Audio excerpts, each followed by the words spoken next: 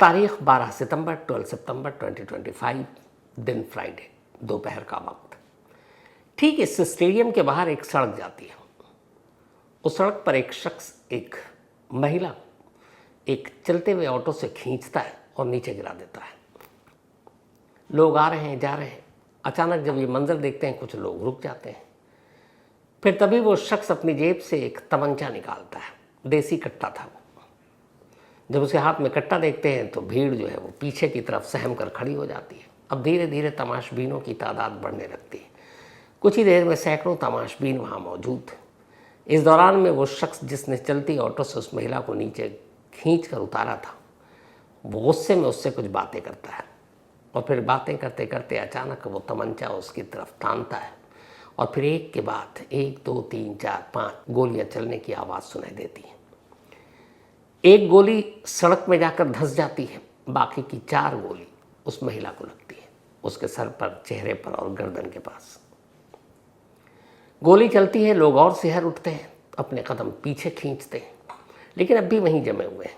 थोड़ी देर में अब पुलिस भी मौके पर है। अब सैकड़ों की भीड़ है, पुलिस है, ये शख्स है और पथरीली सड़क पर वो महिला। अब भी उसकी सांसें चल रही हैं, शायद आखिरी सांसें गिन रही है। लेकिन इन भीड़ या पुलिस वालों को देखकर वो शख्स वहाँ से भागता नहीं है। वो पहले उसी के पास खड़ा रहता है, फिर धीरे धीरे कदमों से थोड़ा पीछे हटता है। पीछे एक दीवार है और उस दीवार की ओट में वो बैठ जाता है। हाथ में अब भी उसके तमंचा है और इस तमंचे को देखकर किसी की हिम्मत नहीं होती कि वो आगे आए, उसे पकड़े या वो जो आखिरी सांसें गिन रही है सड़क पर, उसे उठाकर अस्पताल पहुँचाए। पुलिस अब पहुँच जाती है, लेकिन वो बेफिक्र, बल्कि कुछ लोग कुछ कहते हैं भीड़ में से, तो अचानक बोलता है, डरो मत, मैं तुम लोगों को कुछ नहीं करूँगा। फिर वो बड़े इत्मीनान से फ़ोन निकालता है अपना। फ़ोन निकालने के बाद अब वो सोशल मीडिया पर जाता है, फेसबुक पर, और इसके बाद वो फेसबुक पर लाइव करता है। कुल 1 मिनट और 33 सेकंड तक सामने वो महिला सड़क पर लहूलुहान पड़ी है, एक एक सांस कीमती है, अब भी सांसें चल रही हैं, आखिरी की शायद चंद सांसें हैं। 4 गोली उसे लग चुकी है, सैकड़ों की भीड़ है, पुलिस मौजूद है, लेकिन इन सबसे बेपरवाह वो शख्स उसी घायल महिला के करीब बैठकर ज़मीन पर मोबाइल से अब सोशल मीडिया, फेसबुक पर लाइव कर रहा है। लाइव वो एक तरह से इस क्रिकेट स्टेडियम के बाहर एक मर्डर की रनिंग कमेंट्री सुना रहा है और फिर इस कमेंट्री में वो सारी बातें कहता है। इस कहानी को आगे बढ़ाऊं, 1 मिनट जो कुछ वो कहता है, पहले वो सुनिए। अपने बॉयफ्रेंड के कहने पे, उसका नाम है अंकुश, वो भी इसके साथ में भग गए। अंकुश कल्लू, आ जाओ भैया, बगल में सुन लो। अरे भैया, तुमसे दुश्मनी नहीं है, इसकी करतूत बता रहा हूँ मैं बस। इसका एक बॉयफ्रेंड है, वो बच गए दोनों, ये मेरी पत्नी है और मेरे ऊपर झूठा केस लगाया। कल्लू नाम है, वो लड़का खड़ा है पीछे, कल्लू और अंकुश पाठक, उनके साथ ये भग गई थी। 6 महीने से आई, मेरे ऊपर झूठा केस लगाने आई।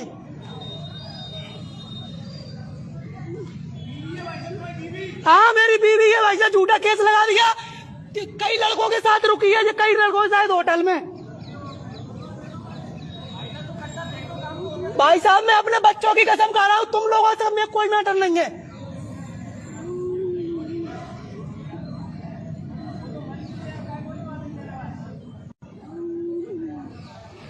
इसके साथ अभी लड़के बच गए, इसके साथ अंकुश पाठक और कल्लू।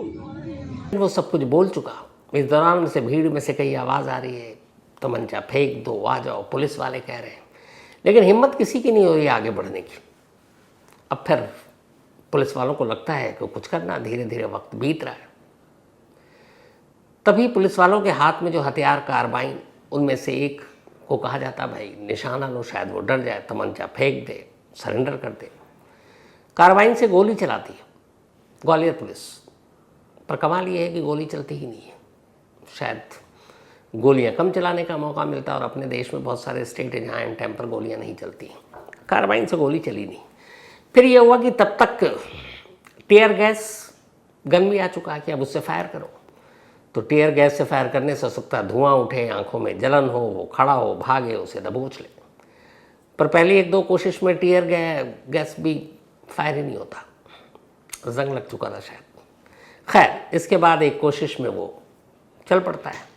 टीयर गैस की जो शेल है वो सीधे जाकर उस शख्स के पैर में लगता है, वो अचानक खड़ा हो जाता है। इसके बाद तस्वीर दिखाती है कि वो लंगड़ा रहा है और लंगड़ा कर उसके लेफ्ट साइड में एक पेड़ है, खंबा है, वो उसकी ओट में जाकर खड़े होने की कोशिश करता है।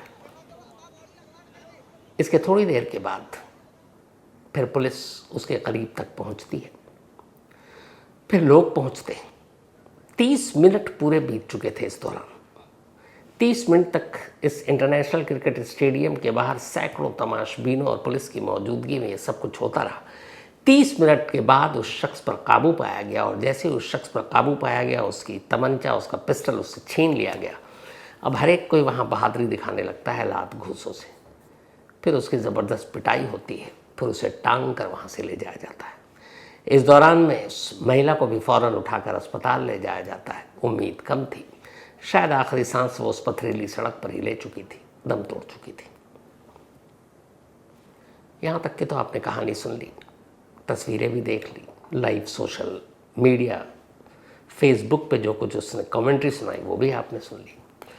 अब इसके पीछे की कहानी, जिस शख्स के हाथ में आपने तमंचा देखा जो सड़क पर बैठा हुआ है, उसका नाम है अरविंद ठाकुर उर्फ अरविंद परिहार। अरविंद परिहार की एक छोटी सी कहानी है। ये ग्वालियर का रहने वाला है। इसकी ज़िंदगी के 3 रिश्ते थे। इसने 2 शादी की और 1 गर्लफ्रेंड थी और 3 बच्चे हैं इसके पहली पत्नी से। जो सड़क पर उसके सामने महिला लेटी है और जिसको उसने 4 गोली मारी 5 थी, 1 सड़क पे धंस गई, उसका नाम नंदिनी है। नंदिनी की छोटी सी कहानी यह है कि नंदिनी की ज़िंदगी में कुल 5 लोग आए। 2 उसका पति और 3 उसका प्रेमी। 10 साल पहले नंदिनी की शादी हुई झांसी में। पहले पति के 3 दोस्त थे। तीनों दोस्त से अब नंदिनी की दोस्ती हो गई और एक साथ तीनों दोस्त से उसे प्यार हो गया। अब एक पति और 3 प्रेमी। वक्त कट रहा था। इस दौरान में एक बेटा भी हुआ नंदी को। लेकिन फिर तभी एक और शख्स जिंदगी में आ गया। मतलब अब 3, 1, 4, 1, 5 हो गए। जब 5वां प्रेमी अचानक आया तो बाकी के 3 प्रेमी को बुरा लगा कि ये क्या हुआ। उन्होंने नन्नी से कहा यह ठीक नहीं है। तब नन्नी कहा ठीक है। चौथे प्रेमी के साथ मिलकर उसने अपने 5वें प्रेमी का मर्डर कर दिया, मार डाला उसे। लेकिन यह कत्ल छुपा नहीं, पकड़ा, मामला खुल गया। नंदिनी और उसके चौथे प्रेमी को पुलिस ने अरेस्ट कर लिया। ये बात है 2017 की। इसके बाद अब नंदिनी को पकड़कर जेल भेज दिया गया, दतिया जेल। 4 साल 6 महीने यानी 4.5 साल तक नंदिनी एक मर्डर केस में उस जेल में बंद रही। जेल से वो छूटती है 2021 या 22 में।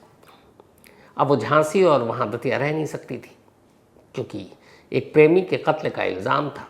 एक शादीशुदा महिला, उसे लगा अब एक नई ज़िंदगी शुरू करने के लिए एक नया शहर चुने, तो वो झांसी को छोड़ देती है और पहुँच जाती है ग्वालियर। अब वो ग्वालियर आती है। पैसे वैसे थे, उसके दोस्त प्रेमी भी थे। ग्वालियर में वो एक ब्यूटी पार्लर खोलती है। अब एक नई ज़िंदगी की शुरुआत चल रही है। ग्वालियर आने के बाद सोशल मीडिया पर भी वो एक्टिव रहती है। इसी दौरान में ग्वालियर में सोशल मीडिया पर एक उसका फ्रेंड बनता है। उसका नाम है अरविंद परिहार या अरविंद ठाकुर।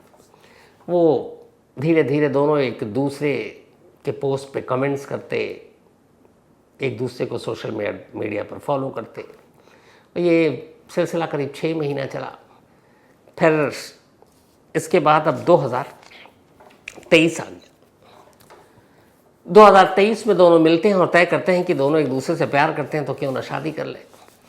अब अरविंद ठाकुर और नंदिनी 2023 में आर्य समाज मंदिर में जाकर शादी कर लेते हैं।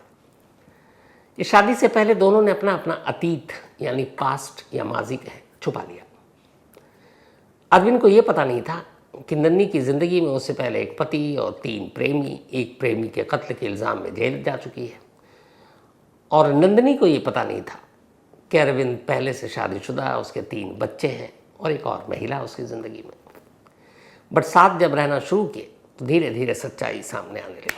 अब झगड़ा बढ़ने लगा और अब दोनों का पास्ट दोनों के बीच में आ गया, रिश्ता तार-तार होने लगा। लेकिन ये रिश्ता सबसे ज़्यादा बुरा तब हुआ जब 2024 में नंदिनी एक दिन पुलिस स्टेशन पहुंच गई और उसने कहा कि उसे उसके पति अरविंद ठाकुर ने कार के नीचे कुचल कर मारने की कोशिश की। अटेम्प्ट टू मर्डर यानी हत्या की कोशिश का मामला था। एक पत्नी अपने पति के खिलाफ लिखा रही थी। पुलिस ने फौरन केस रजिस्टर किया और हत्या की कोशिश के इल्ज़ाम में अरविंद को गिरफ्तार कर जेल भेज दिया। अब अरविंद जेल में है। कुछ वक्त बीता, अरविंद के बाकी लोगों के ज़रिए बात नंदिनी तक पहुंची कि कुछ समझौता हो जाए। फिर एक वक्त ऐसा आया जब नंदिनी ने कहा ठीक है, उसने केस वापस ले लिया। जैसे ही केस वापस लिया 3 महीने बीत चुके थे। इन 3 महीनों में अरविंद जेल में था। नंदिनी के केस विड्रॉ करते ही कोर्ट में वो जेल से बाहर आ गया। बाहर तो आ गया, लेकिन अब दोनों के रिश्ते बड़े कड़वे हो चुके थे, क्योंकि पत्नी पति को जेल भेज चुकी थी और पति को यह बर्दाश्त नहीं था कि उसकी पत्नी उसे जेल भेजे। तब ग्वालियर में दोनों, लेकिन अब एक साथ नहीं रह रहे। वक्त बीतता है। इस दौरान में अब अरविंद के मन में भी नंदिनी को लेकर बहुत सारी चीज़ें थी। 2 ऐसे लड़के थे जिन्हें लेकर एक हमेशा उसको रहता था कि ये उसके प्रेमी है, और इसी वजह से इन दोनों के बीच में और झगड़ा होता। अंकुश पाठक और कल्लू ये तो दोस्त थे जो नंदिनी के बड़े करीब थे, और अरविंद ठाकुर को लगता था कि ये दोनों उसके प्रेमी हैं। हालांकि सच्चाई क्या है नहीं मालूम, लेकिन अक्सर वो मिलती। सोशल मीडिया पर भी बहुत सारी तस्वीरें भी थी। अचानक अब अरविंद ठाकुर ने सोशल मीडिया पर अपनी ही पत्नी नंदिनी की तस्वीरें, कुछ आपत्तिजनक तस्वीरें, उसके इन्हीं 2 दोस्तों के साथ सोशल मीडिया पर डालने लगा। इससे नंदिनी परेशान हो गई, क्योंकि इस तरह की तस्वीरों से वो बदनाम हो रही थी। फिर इन दोनों के बीच में बड़ी कड़वाहट आई, बहुत लड़ाई झगड़े हुए। आखिर में लास्ट 9 सितंबर को नंदिनी पुलिस स्टेशन पहुंचती है और वहां जाकर अपने ही पति अरविंद के खिलाफ ये शिकायत करती है कि वो सोशल मीडिया पर उसे बदनाम करने की कोशिश कर रहा है। उसने उसे मारने की भी कोशिश की थी।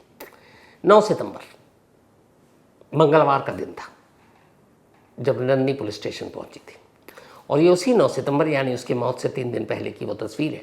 और इत्तेफाक से जब पता चला कि एक पत्नी को उसी का पति सोशल मीडिया पर बदनाम कर रहा है, तो मीडिया वालों को भी लगा कि ये डिफरेंट स्टोरी है। सब पहुंच गए। नंदिनी के सामने कई माइक और नंदिनी स्टेटमेंट दे रही है। मौत से उसके 3 दिन पहले 9 सितंबर की ये तस्वीरें जो आप देख रहे हैं, और सुनिए इसमें नंदिनी उस वक्त क्या बोल रही थी। मैं ब्लैकमेलिंग की शिकायत लेके आई हूँ। हमारे हस्बैंड हैं जो वो एआई से मेरे फोटो मतलब ऐसे गंदे करके न्यूड पिक बना के वायरल कर रहे हैं, और उनकी जो जीएफ है पूजा परिहार जो कि अजयगढ़ की है, फिलहाल निवास वो ग्वालियर में करती है, जो उनकी जीएफ है, और उसको एक बेटा है इसका, और इसकी पहली वाइफ भी है जिसकी शिकायत मैंने 2024 में करी थी। उसके बाद जैसे हम थाने से बाहर निकले तो गाड़ी चढ़ा दी थी अरविंद ने मेरे ऊपर। फिर उसके बाद अभी वो जेल से निकले आए तो अभी पोस्ट पे पोस्ट करते जा रहा है, और मतलब हमारे गाँव वालों को मतलब आपत्ति ऐसे मतलब बहुत गंदा गंदा लिख रहा है कि ना तुम राजीनामा कर लो, मेरे साथ रह लो, राजीनामा कर लो, और वो मैं नहीं करना चाहती और ना मैं रहना चाहती। जो गाड़ी चढ़ाई थी उन्होंने मेरे ऊपर उसका राजीनामे का दबाव डाल रहा है। हाँ, क्या नाम है पूरा? अरविंद परिहार। 2023 में आपके द्वारा गंदी गाली। हाँ, वो वीडियो मैं बता रही हूँ, मैं एमपी में भी नहीं थी, मैं छत्तीसगढ़ में थी उस समय। मेरा झगड़ा हुआ था तो इन्होंने बोला था कि मैं अब पूजा परिहार से कभी नहीं मिलूंगा। तो मैंने कहा तुम मतलब मेरे मुंह से ऐसा निकल गया तो कि तुम गू खाने लगे हो, मैं नहीं रहूंगी तुम्हारे साथ। तो इनने थोड़ी देर बाद वो वीडियो मुझे खुद से सेंड किया था और ये बोला था कि बाबू मैं सुधर गया हूँ, जिसका मैसेज मेरे पास अभी भी है, और मेरे पास वो फोटोज वीडियो सारे हैं। हाँ, मानसिक तौर। और मेरी जो मतलब भाभी हैं मतलब हमारे टच में, तो वो हमारा सपोर्ट करती हैं। उनके 2 बच्चे हैं बड़े बड़े, वो कंपनी में जॉब करते हैं। तो उनकी लड़की के लिए ऐसे लिखते हैं ये धंधा करती है, और मेरे लिए भी, उनकी मम्मी के लिए भी, मतलब जो जो मतलब मेरे सपोर्ट में खड़ा हो रहा है उन सबको ऐसे ही बोलना है। मैंने आर्य समाज से शादी की थी। हाँ, लेकिन उन्होंने बताया नहीं था, और इसकी शिकायत मैंने सिरोल थाने में 2024 को जैसे ही पता चला था तो करी थी। हाँ, करिए। वो ये बोल रहे हैं कि सिरोल थाने आप चले जाओ और कंप्लेन कर देना, वो कर लेंगे। जबकि हम पहले भी गए थे, आवेदन दे के निकले थे, तो हमारी जनहानि हुई थी, हमें बहुत ज्यादा नुकसान हुआ था।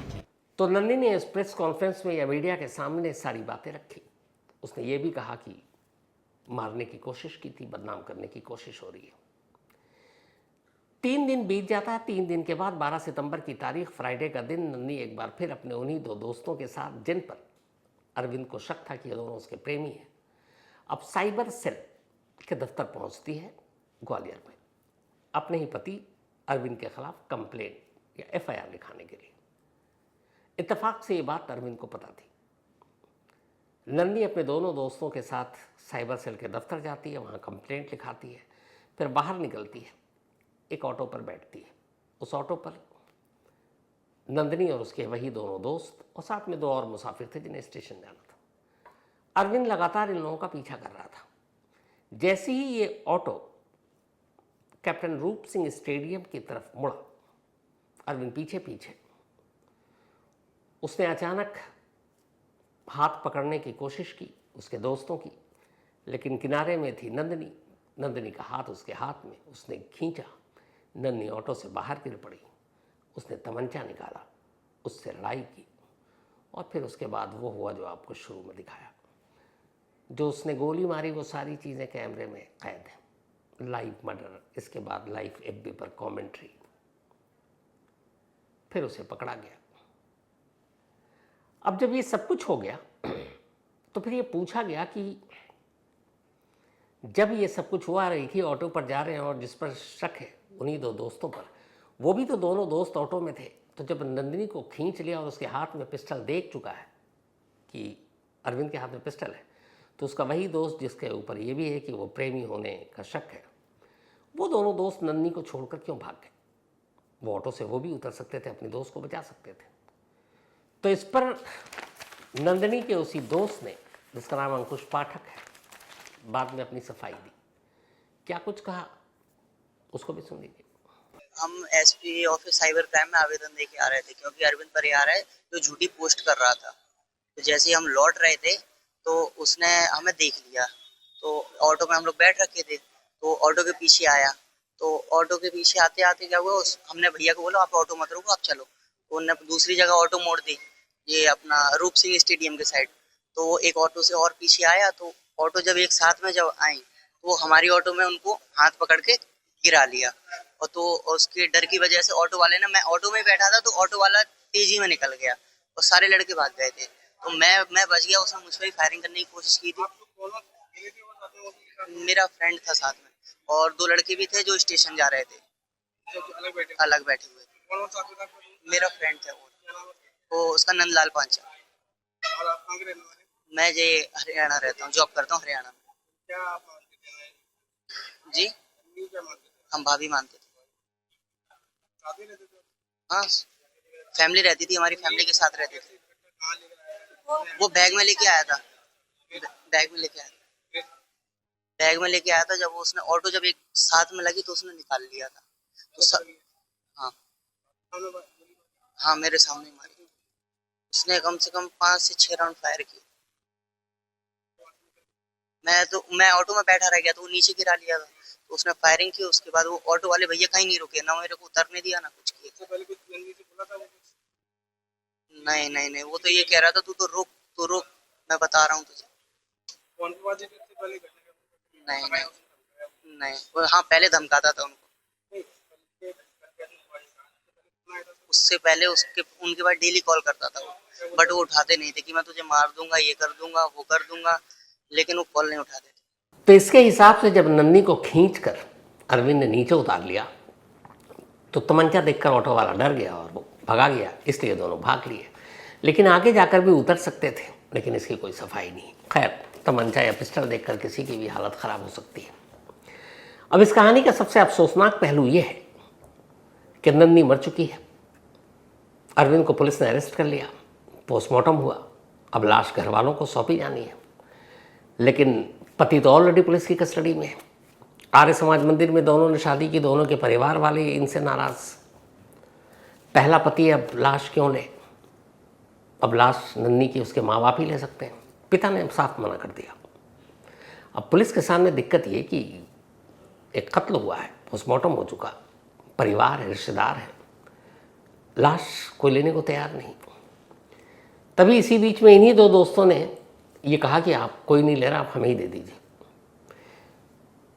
अब पुलिस के सामने कानूनी दिक्कत ये कि चूंकि वो रिश्तेदार है नहीं सीधे तौर पर, तो आप किसी भी दोस्त या ऐसे लोगों को हवाले लाश नहीं कर सकते, सौंप सकते। तो पुलिस कानूनन उन्हें लाश नहीं सौंप सकती थी। खैर फिर नन्ही के घर वालों को मनाया गया, उसके पिता को समझाया गया और आखिर में यह मसला यूं हल हुआ कि नन्ही के पिता आए और उन्होंने लाश लेने की अपनी हामी भर दी और फिर नन्ही का अंतिम संस्कार हो गया। तो ये थी वो कहानी, एक इंटरनेशनल क्रिकेट स्टेडियम जिसकी एक कहानी 2010 की थी, और उसी स्टेडियम के बाहर एक कहानी जिसमें अपनी ही बीवी का कत्ल करने के बाद उसी स्टेडियम की दीवार के किनारे बैठकर वो उस कत्ल की लाइव कमेंट्री कर रहा है। क्या कुछ होता है। खैर इस कहानी में फ़िलहाल इतना ही, लेकिन कहानी